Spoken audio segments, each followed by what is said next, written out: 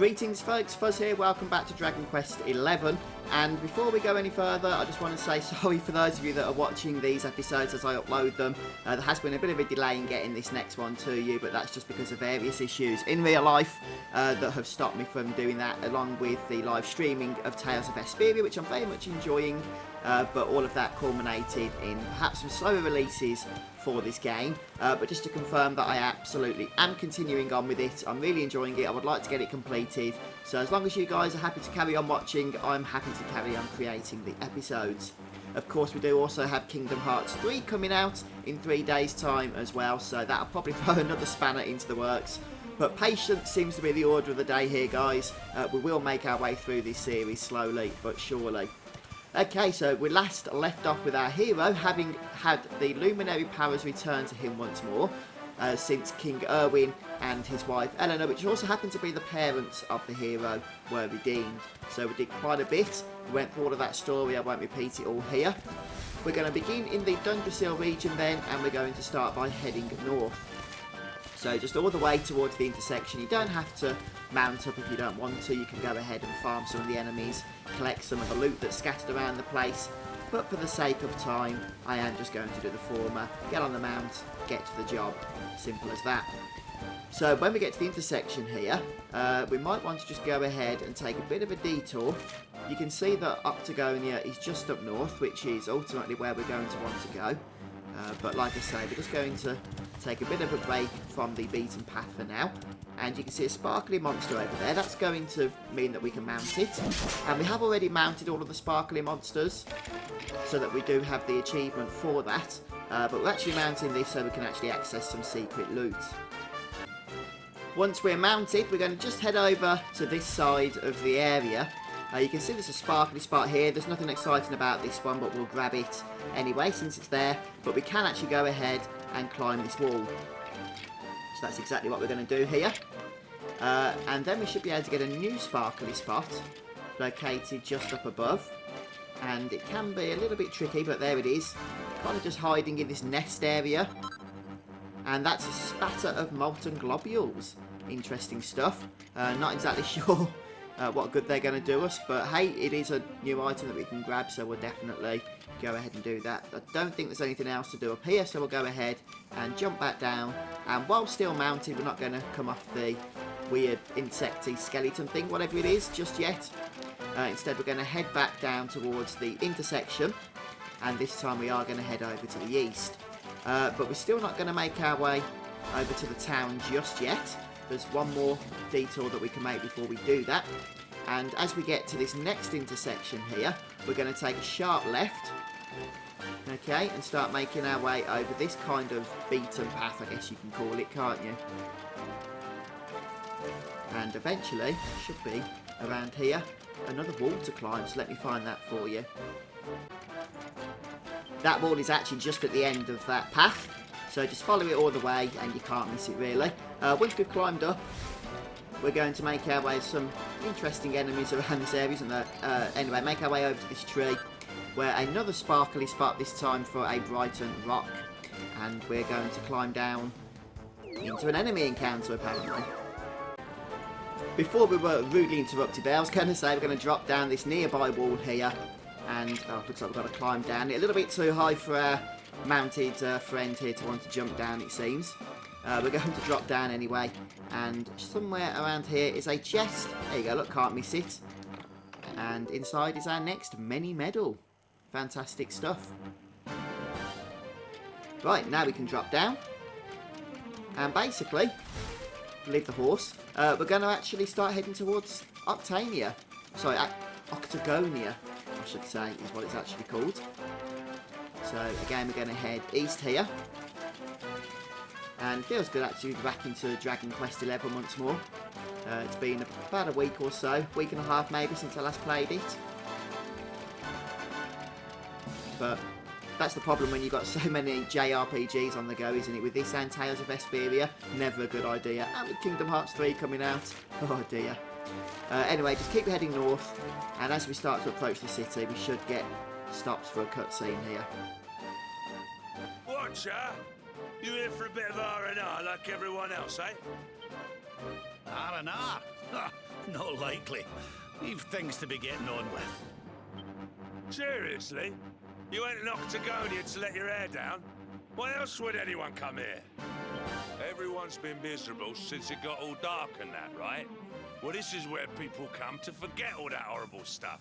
To have a bit of fun. I met this girl on the road, as it happens. She said she was headed here too. Gosh, she was a looker. Dressed all funny, she was. One of them martial artist types, you know. I was hoping to see her here, if I'm honest. A beautiful martial artist, huh? You don't think it could be... Bruv! There he is. I thought he'd never show up. Well, it was nice talking to you. Maybe we'll bump into each other in town again, eh? You took your time. Where have you been, you plonker? We got fun to be having. Come on. Here, hold up! Octagonia. It has been a long time. Well, there's no harm in taking a quick look around town, eh? You never know. The lass he was talking about could be Jade.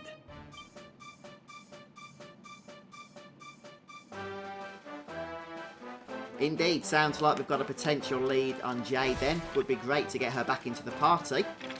So all we're going to do is run towards the main entrance here, and this will be our first time coming to this place, I believe, so we should get a brief introduction to the town before we get control of our party once more. So once again, I'll sit back, shut up, and we can see what happens as the action unfolds in front of us.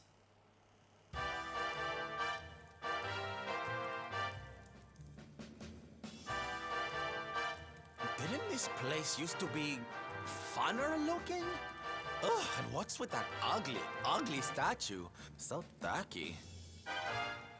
Welcome to Octagonia.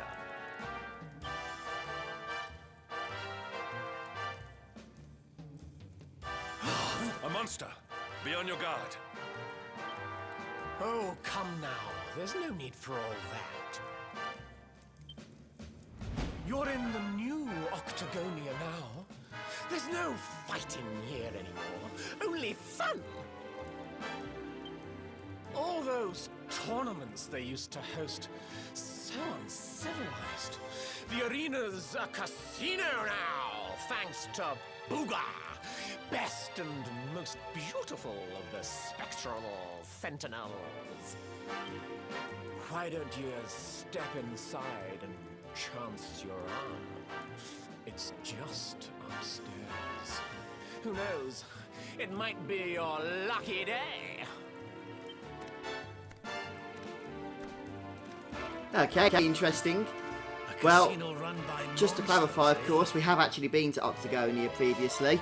Way back, though, during Act 1, and things were a lot different then than they are now. There's actually a brand new casino here, and it seems to be that some monsters have taken charge of the joint. Interesting. Those sounds a wee bit fishy to me. Still, we'd better go and take a look. Jade might be inside. Okay. That's what we're here for.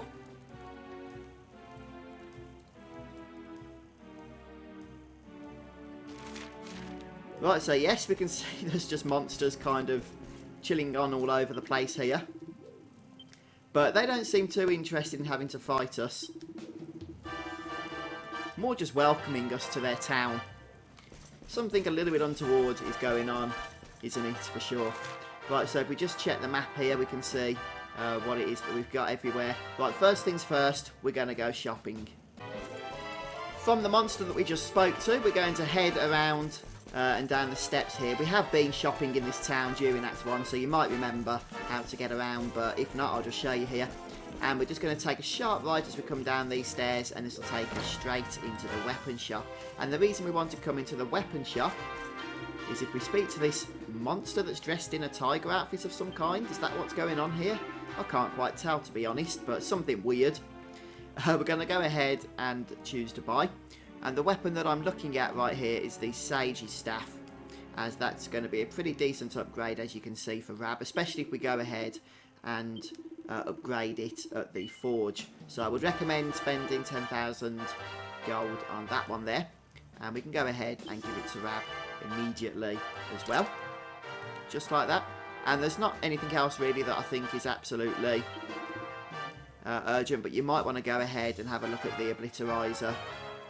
No, the obliteratorizer, I beg your pardon, for Hendrik. But you might be using something better, though if you do go ahead and reforge this thing and get it into perfect state, then it too can be a bit of a decent upgrade. So I'll leave that with you anyway. I'm not going to go ahead and buy that one just yet. Right, so back out of the weapon shop we go.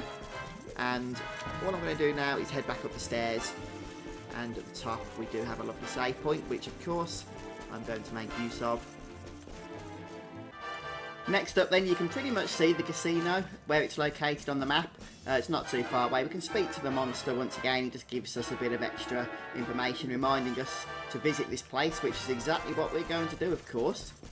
And we're just going to make our way straight inside now, ignoring any other NPCs that may be on the way there. So basically then, this casino is going to basically work the same way that the previous casino works. We're going to purchase tickets, we're going to use those tickets to play games, and you know, hopefully we'll be able to win more tickets in order to purchase prizes. So we can go ahead here and speak to this particular monster, and some of these prizes, as you can see, are hidden from us right now, all apart from the love potion. Now, you may have purchased tokens or won tokens at the previous casino, but they won't be... oh no, they are usable here. Wow, that's interesting. In fact, all you need to do, if you don't have enough tokens, is make sure that you go and win tokens or purchase tokens in order to purchase one love potion. Now, I'm not going to do that just yet, but I will do eventually. Let's go and play some games and have some fun first. So we're going to go and have a look at some of these slot machines here. The minimum bet is just one token, so it's not particularly, you know, the best of the machines. But you're going to notice something as we start playing here. Let's go ahead and... oh, we can only play with 9 max. Well, nothing too exciting there. In fact, let's go off this a sec. Go and find a more appropriate machine to our token richness. Perhaps the red one over here. The minimum bet for this one happens to be 100 tokens. Now, if I've got this correct, I'm pretty sure we're going to be finding that we've got some pretty decent luck here. Well, let's try another spin, because so far I seem about as unlucky as I normally do.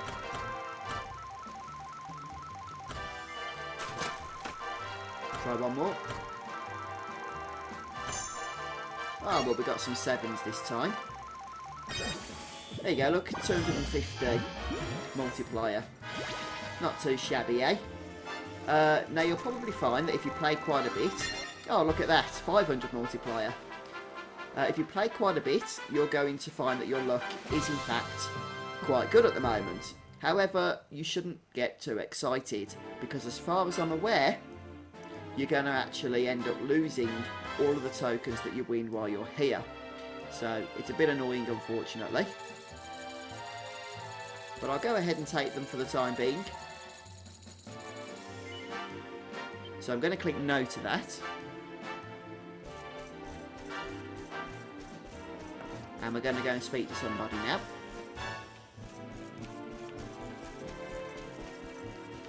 Is this the person we spoke to? Yes, I think we want to speak to this one. No. Not you, you go away. That's the one we spoke to before. We want to speak to this particular monster. This is the token exchange counter. So we don't actually have to purchase any tokens here. But if you didn't have any tokens, she will give you 2,000 tokens absolutely free of charge. Okay, so continue on if you want to play, but you don't really need to spend all that much time here. Don't get too excited, as I say, about the fact that you will win tokens quite quickly, because this whole thing is basically a setup, and as I say, you're not going to be able to keep your winnings, which is a little bit unfortunate, but hey, you can have some fun with it if you really want to. What we are going to do there, as I mentioned, is make sure that we purchase that love potion. Now, the other prizes that are here are a complete waste of money, or waste of tokens rather, so I wouldn't bother spending anything on those. But the love potion is actually useful in quite a few recipes. So what I'm going to do is go ahead and, what's the most I can do right now? Purchase 9, okay. And we'll just stick those in the item bag. And I'm going to go ahead and purchase a few more as well. We will definitely require one, so at the very least make sure you buy at least one. And we'll purchase another 4. I think that'll leave us with plenty of tokens then, going forward. Unless they get taken from us, which is very possible, as I mentioned. Okay, right then, so there we have it. Once you've got one of the love potions, you're basically done with everything that you need to do. We need to go ahead, however, and speak to this little monster here. And he wants us to basically give him something so that he'll access this area by the sounds of it. And look at that, it's going to be a love potion. So that's the one that I told you need to purchase.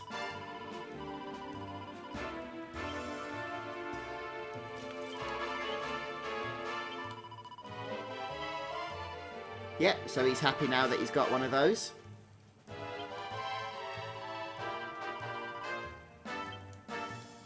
Okay, and we now have access to the next area, but before we do that, I'm just going to check that we're fully healed up and what have you.